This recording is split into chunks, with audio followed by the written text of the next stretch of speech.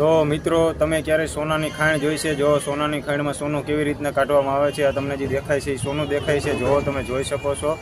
અને એમાં આવી રીતના ડાયનામાઇટ મૂકવામાં આવે છે પહેલાં હોલ કરીને, અને ત્યારબાદ એમાં ત્યાંથી દૂર વયું જવું પડે છે.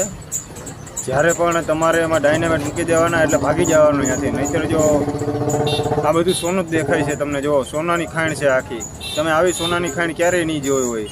બધાય દૂર વયા ગયા છે ત્યાંથી, અને જ્યારે વિસ્ફોટ થશે ત્યારબાદ બધાય લોકો ત્યાંથી સોનું એકઠું કરશે, અને ત્યાર પછી તેનું પ્રોસેસ કરી અને સોનાના હાર, ચેન અને વીંટી બનાવે છે.